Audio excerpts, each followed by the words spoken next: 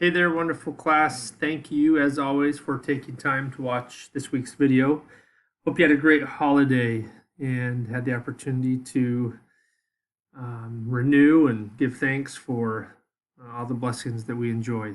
And I do hope it was a good one for you wherever you were and whatever you did. I'm excited for this week's lesson. I've kind of rearranged the weeks. This week's lesson. This is actually lesson 15, but felt like it was more appropriately timed. I'm recording this on December 1st, and wanted to introduce to you the topic that we'll be studying this week with a video that you may have already seen that the church put on the homepage. 2020. A year full of trials, heartache, confusion, fear. Thankfully, 2020 is almost over. However, what if we didn't just wait for it to be over? What if we ended 2020 on a positive note? 2,000 years ago, people found hope in a star. This Christmas, let's help each other find hope in a text, or a tag, or a not-so-random act of Christ-like kindness. Let's get together, even if getting together looks completely different than it used to. Let's end 2020 by doing the things Jesus himself did. Let's feed the hungry, visit the lonely, help those in need. Let's take him at his word when he said, "Ye are the light of the world." Go to lighttheworld.org and find simple ways to make this the most meaningful Christmas ever. Get daily prompts right to your device. Watch the majesty of his birth. Study his words in the Holy Scriptures. Talk with us about what they mean and why they matter. And let's show the world and ourselves that even in one of the darkest years of our lives, the light of hope still shines bright.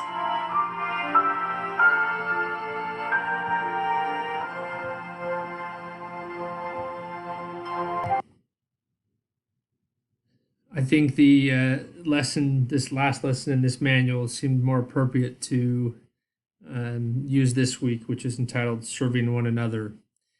And I'm recording this here on December 1st, and we've been invited to participate in opportunities to serve those around us. And as I think about what service means, why we do it, wanted to take you to a couple scriptures here that, if you don't mind pausing the video and go and reading. And as we talk about lighting the world, my desire here is to connect to the source of light, and you know that you and I both know that's the Savior.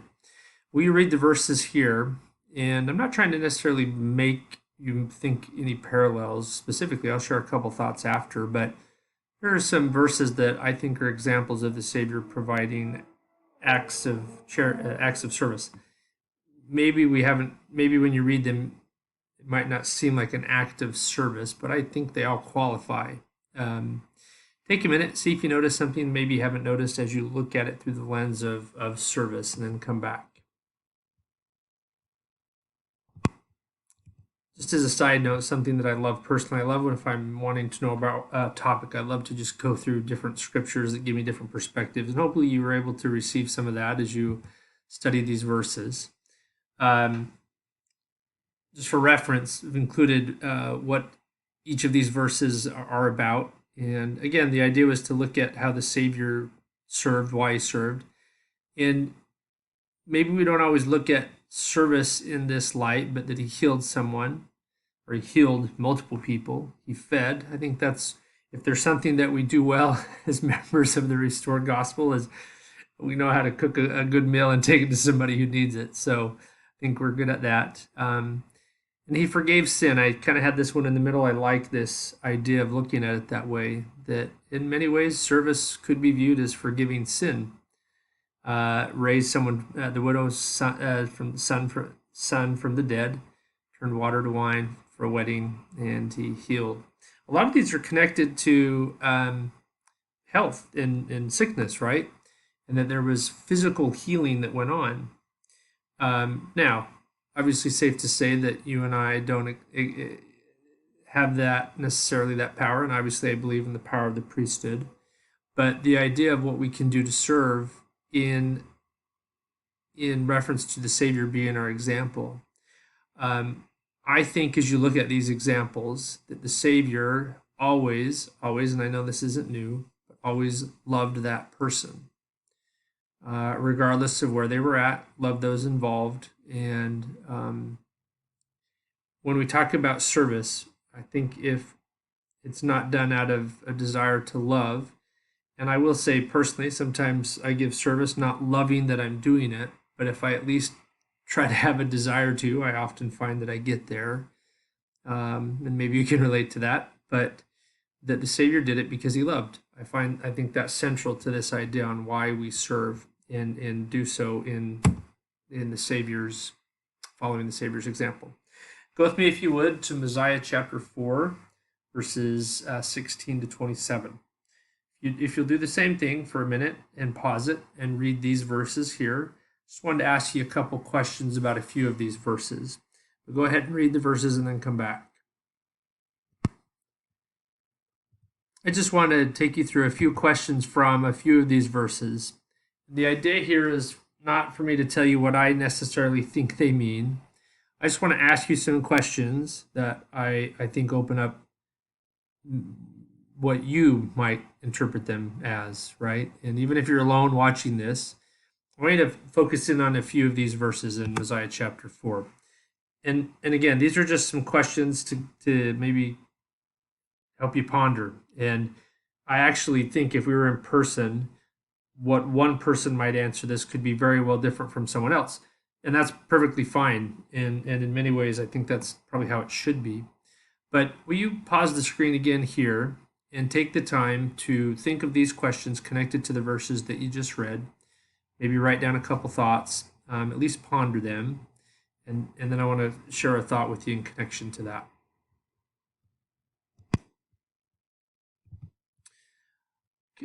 Considering what you just pondered in reference to these verses, I want to share a quote that I think is just marvelous and in many ways, I think gets to an important principle of what you maybe just pondered in these verses of Scripture. Elder H. Burke Peterson said, "Charity is measured in several ways. Perhaps a supreme form of charity may be exhibited by one who withholds judgment of another's acts or conduct, remembering that there is only one who can look into the heart and know the intent and know the honest desires found therein." I love this quote for two reasons. One, because it gives me assurance in my own life that God knows, the Savior knows as well, that what my intents are. And they might not always be great, but at the same time, I might be trying to do something better, and it might not be seen by those around me, but I know that He does. And when we think about serving others, taking away any pretense that we might have, I think opens up doors to do things that maybe we normally wouldn't do. I believe wholeheartedly what Elder Peterson says as we think about charity, and charity is totally tied to service. Will you think about for just a minute this question: how have you been served in your own life? And you can think of specific things or even specific ways how you've been served, and even recently or throughout your life. I'm going to keep talking. You can think about it while I talk, but this doesn't totally answer the question, so it probably is odd that I'm sharing this, but it connected for me. And I've been served by watching other people's examples is what I thought about. This is a long time ago, but it's a mission story. And I was supposed to be training a new mission companion. His name was Elder Melton. I served in New Jersey. And we had a car for this particular area, and we were driving around, and it started to rain really bad. And it was quite heavy rain. And at that time, mission rules were that you can't give other people rides in the mission vehicle. I don't know if it's different now, but that was the rule then. As we were driving down this street in Newark, there was a guy walking down the sidewalk who couldn't walk. and for whatever reason, he would take a step and basically fall, stand up, take another step, and there's obviously something wrong. And and I'm not trying to make the story grander than it was. It was literally pouring. I remember how bad it was raining, and as we drove by, I looked at him, and my thought was, "Gosh, that's too bad." Elder Melton looked at me, and said, "Elder Hagan, let's give him a ride." And I said, "Well, we really can't give him a ride. We're in a mission car," and I kept driving. Elder Melton was new to me. We'd been serving together for a little bit, and as we continued down the road, he said again, I really think we need to give him a ride." And I said, "No, we need to obey the mission rules and not give him a ride in the car." Elder Melton had me by a few inches and by definitely a few pounds. He was a big guy. And about the third time, he said, "Turn the car around, Elder Hagan." So I did, and I just followed his lead. So he pulled over and got out of the car, and I just followed him. And he went and put this guy's one of his arms around his over his shoulders, and so I put his other arm around my shoulders, and we literally carried him home. Um, I'm sure it was probably an interesting sight for those that saw it. Where we were at was kind of an interesting neighborhood, and we were in our big raincoats. I'm sure it looked I'm sure it looked interesting, but I was touched beyond measure in that I've always thought about Elder Melton's desire to serve, and what he taught me that day has changed how I view opportunities to serve and why we serve.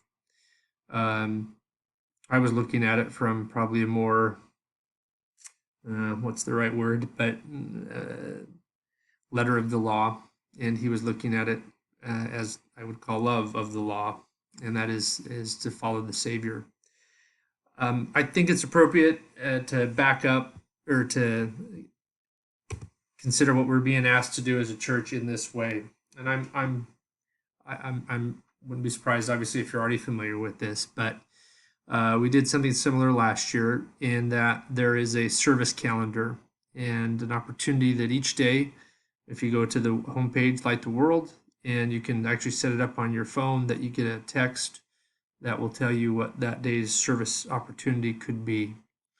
I think this is such a great way to follow the Savior and serve those around us and find opportunities to follow His example.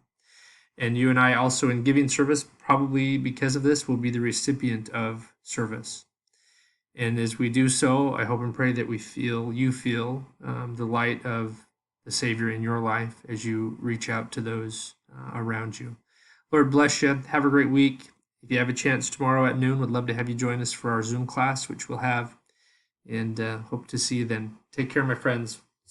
Talk to you next week. Bye-bye.